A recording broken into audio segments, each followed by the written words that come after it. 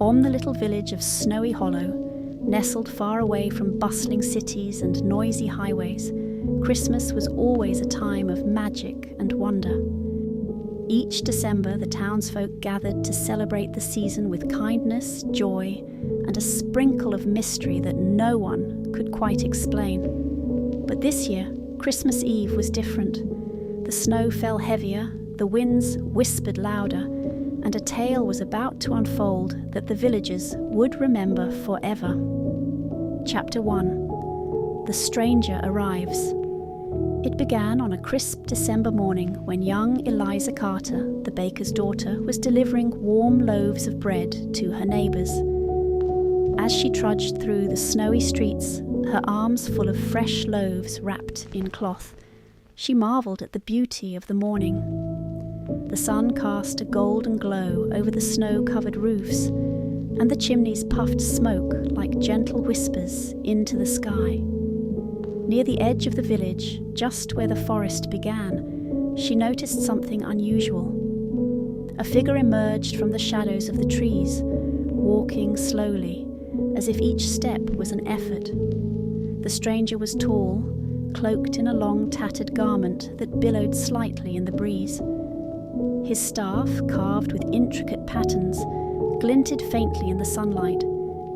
He looked weary, as though he had travelled a great distance, but his eyes sparkled like the stars on a clear winter night. Eliza hesitated for a moment, but then approached. Her father had always taught her to be kind, especially during the holidays. "Good morning, sir," she said warmly, offering him a loaf from her basket. "You must be cold. Would you like some bread?" The stranger stopped and looked at her, his expression softening. "Thank you, child. It's been a long journey."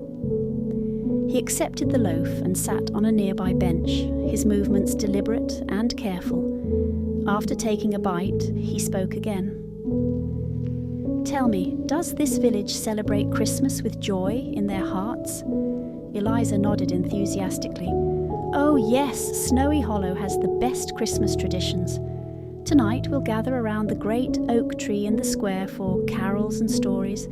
Everyone comes together to share the spirit of the season." The man's smile widened, and for a moment his weariness seemed to fade. "Then perhaps I've come to the right place," he said, his voice almost a whisper, as though he was speaking more to himself than to her. Chapter 2. The Disappearance. As night fell, the village square came alive with the sounds of laughter and song. Children ran about, their cheeks rosy from the cold, while the adults gathered in small groups, exchanging greetings and mugs of steaming cocoa. The great oak tree stood proudly in the centre of the square, its branches adorned with shimmering lights and ornaments.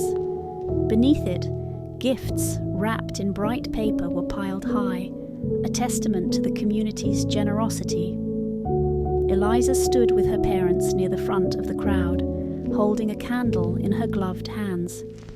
The first carol was about to begin, and the anticipation was palpable. Just as the mayor, Mr. Whitaker, raised his hand to signal the start of the song, something strange happened. The lights on the tree flickered and dimmed, casting long shadows across the square. A hush fell over the crowd, and an eerie stillness settled in the air. "Stay calm, everyone," Mr. Whitaker said, though his voice trembled slightly. "It must be the wind."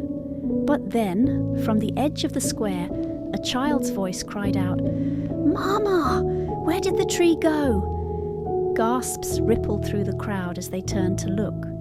To everyone's astonishment, the grand oak tree had vanished.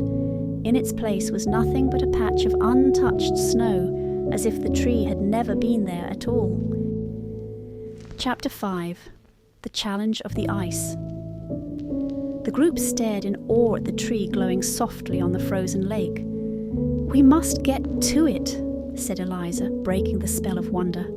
The stranger, his staff illuminating the icy path ahead, stepped cautiously onto the ice. "This is no ordinary lake," he warned. "It mirrors the doubts and fears within your hearts. Only those who step forward with true intent will reach the tree. Eliza hesitated, feeling the weight of his words. What if we fail? She asked softly. Will Christmas be lost? The stranger looked at her kindly. Failing does not mean the end. It simply means you must try again. With a steady breath, Eliza stepped onto the ice. She felt the cold seeping through her boots, but focused on the glow of the tree. Others joined her one by one. Some stumbled and slid back to the edge, murmuring fears of falling or breaking the ice.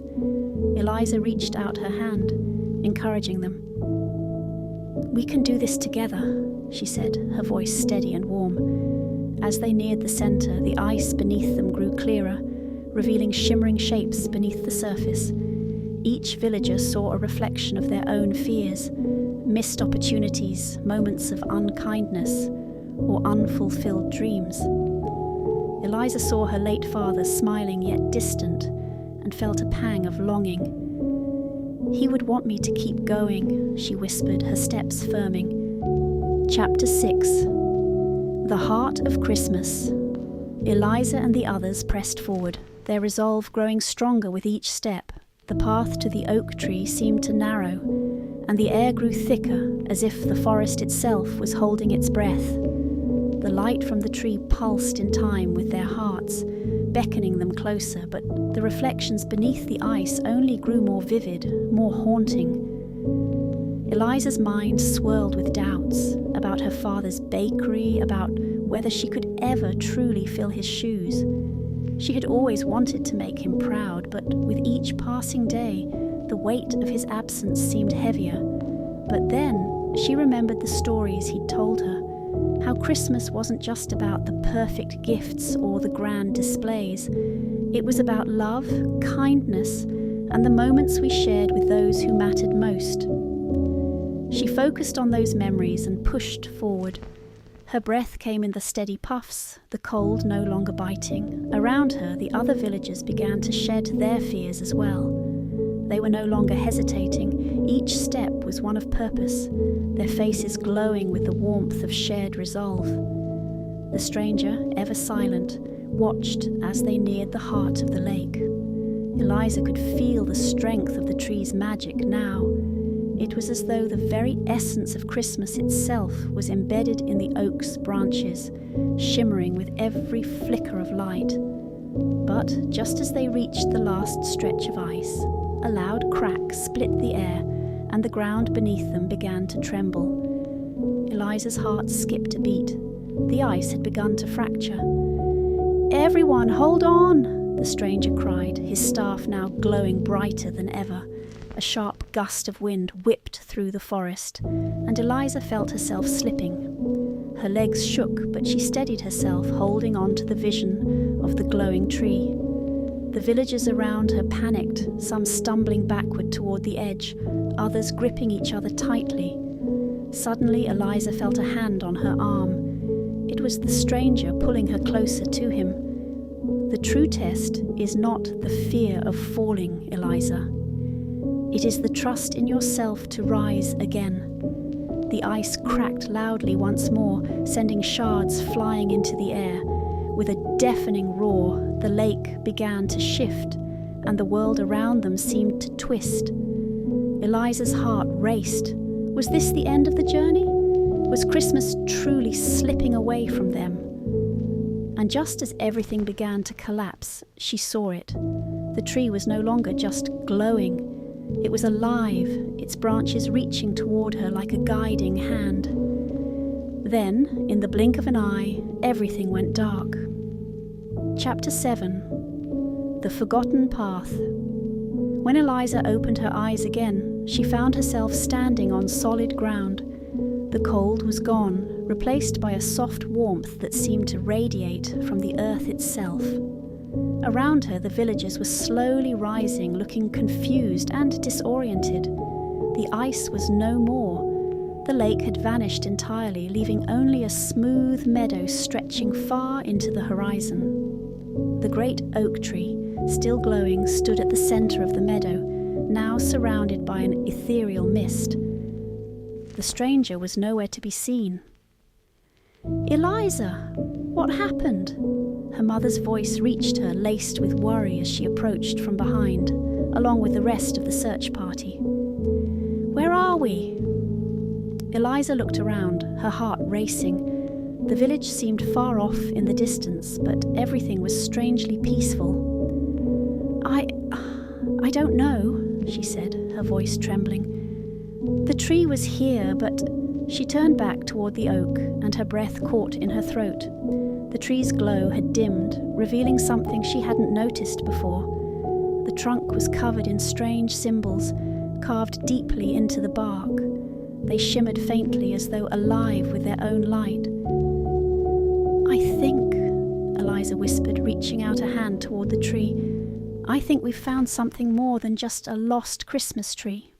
Just then, a voice echoed across the meadow, familiar and calm. "Sometimes the most important journeys are the ones that change us. You must now choose how to carry that change." Eliza turned quickly, her eyes scanning the mist. But there was no one there, only the soft rustle of the wind. Her heart raced. The stranger's words were clear, yet they raised more questions than answers. What had really happened? Had they found the true meaning of Christmas, or had they simply been led astray by something more mysterious? And most importantly, what was the next step in their journey? As Eliza took a deep breath and prepared to approach the tree, she heard a faint sound, a whisper coming from deep within the mist. It was a voice she didn't recognize, but it sent a chill down her spine. "Eliza," the voice called her name again, this time more urgently. "Eliza, you must come back. The village is in danger."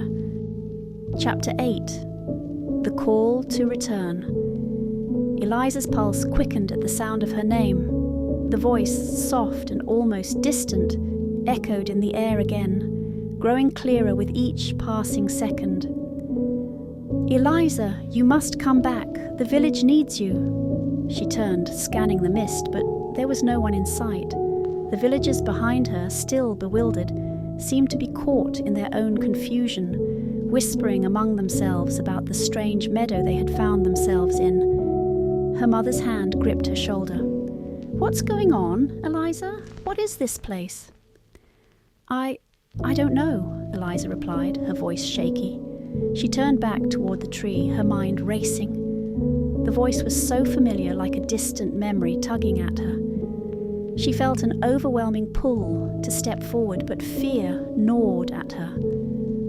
"Eliza, you must listen," the voice called again, now closer, more urgent. "The Christmas spirit is fading. Your village, your family, all of it is in danger." Eliza's heart skipped. The voice wasn't just calling her, it was warning her. "But how?" she whispered aloud, as if hoping for an answer from the empty air. Suddenly the air around her began to shimmer, and the mist grew denser, swirling around her feet like a storm. The ground trembled beneath her, and the great oak tree's glow flared up once more, brighter and more intense. The symbols on its bark began to shift, twisting and turning, forming new shapes that Eliza couldn't quite understand. The voice returned, its tone darker now, more insistent. "You have but moments before the village is lost forever. The Christmas spirit is fragile, Eliza. If you don't act quickly, it will vanish, and everything you hold dear will be swallowed by darkness." Without thinking, Eliza's legs moved, propelling her toward the tree. The villagers shouted after her, but she couldn't stop. Each step felt like it was drawing her closer to something larger than herself, something she couldn't fully comprehend, but knew she had to face. As Eliza reached the tree, the ground beneath her buckled, and she fell to her knees. The mist swirled violently around her, and for a moment, she could hear the distant voices of her family and friends calling her name. But as quickly as the voices came, they were silenced, replaced by an eerie stillness. "Eliza," the voice whispered once more, this time from within the tree itself. The symbols on the tree's trunk began to glow with a blinding light, and Eliza's heart raced. She reached out to touch them, her fingers trembling with fear and anticipation. Just as her hand made contact, a sudden explosion of light filled the meadow and everything went dark. Chapter 8. The Call to Return. Eliza's pulse quickened at the sound of her name. The voice, soft and almost distant, echoed in the air again, growing clearer with each passing second. Eliza, you must come back. The village needs you. She turned, scanning the mist, but there was no one in sight. The villagers behind her, still bewildered, seemed to be caught in their own confusion, whispering among themselves about the strange meadow they had found themselves in. Her mother's hand gripped her shoulder. "What's going on, Eliza? What is this place?" I don't know, Eliza replied, her voice shaky. She turned back toward the tree, her mind racing. The voice was so familiar, like a distant memory tugging at her. She felt an overwhelming pull to step forward, but fear gnawed at her. "Eliza, you must listen," the voice called again, now closer, more urgent. "The Christmas spirit is fading. Your village, your family, all of it is in danger." Eliza's heart skipped. The voice wasn't just calling her, it was warning her. "But how?" she whispered aloud, as if hoping for an answer from the empty air. Suddenly the air around her began to shimmer, and the mist grew denser, swirling around her feet like a storm. The ground trembled beneath her, and the great oak tree's glow flared up once more, brighter and more intense. The symbols on its bark began to shift, twisting and turning, forming new shapes that Eliza couldn't quite understand. The voice returned, its tone darker now, more insistent. "You have but moments before the village is lost forever. The Christmas spirit is fragile, Eliza. If you don't act quickly, it will vanish, and everything you hold dear will be swallowed by darkness." Without thinking, Eliza's legs moved, propelling her toward the tree. The villagers shouted after her, but she couldn't stop.